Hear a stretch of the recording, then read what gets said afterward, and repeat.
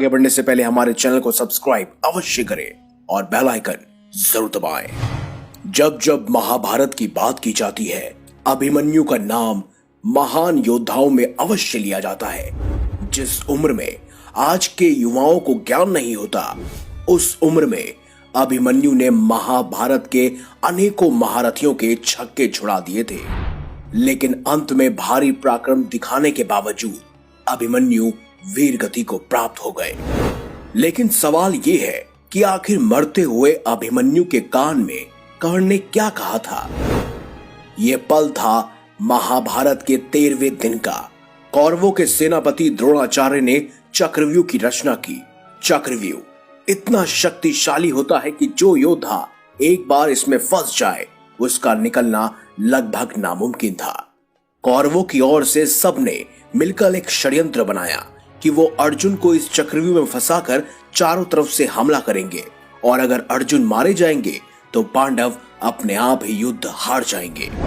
लेकिन उस चक्रव्यूह में अर्जुन नहीं फंसे, बल्कि खुद उस चक्रव्यूह को भेदने पहुंचे अभिमन्यु। भगवान महादेव से मिले खास वरदान के तौर पर जयद्रथ ने चारों पांडवों को चक्रव्यूह के बाहर ही रोक दिया और उस चक्रव्यूह में प्रवेश किया अभिमन्यु ने।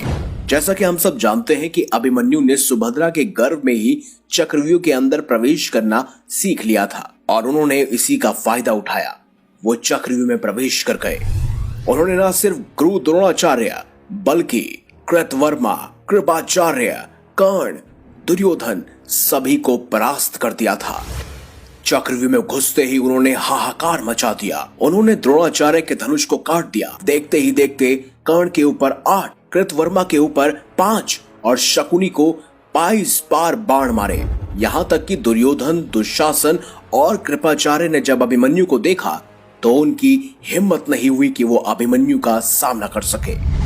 इसी बीच दुर्योधन के पुत्र लक्ष्मण और अभिमन्यु का भी युद्ध हुआ, जहां अभिमन्यु ने एक ही तीर से लक्ष्मण के सिर को धड़ से अलग कर दिया।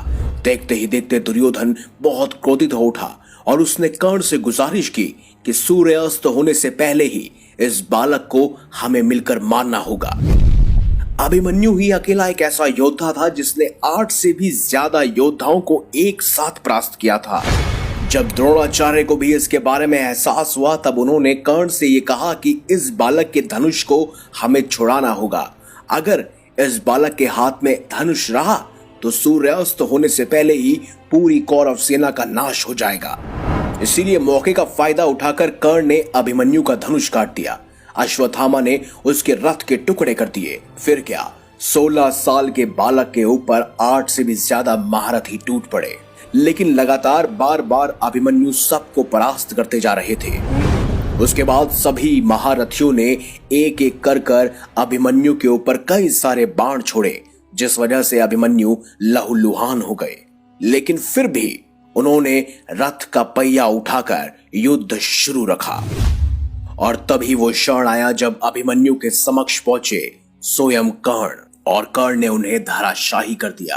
कर्ण ने अभिमन्यु को अपने पास रखा और फिर उनसे कहा, हे वीर अभिमन्यु, विश्व के सर्वश्रेष्ठ धनुर्धर बनने की प्रतिस्पर्धा सिर्फ और सिर्फ मेरे और अर्जुन के बीच थी, लेकिन तुमने आज इतना पराक्रम दिखाया कि मैं चकित रह गया। तुमने ये ताज हमसे छीन लिया है। अब दुनिया कहेगी कि इतने सारे महारथियों ने मिलकर एक अकेले बालक का वध कर दिया। अब तुम इस नरक रूपी संसार को छोड़कर हमेशा के लिए स्वर्ग चले जाओ पुत्र। यही वो कुछ शब्द थे जो स्वयं कर्ण ने अभिमन्यु के कान में कहे थे और उसके बाद कर्ण ने अभिमन्यु का वध कर दिया।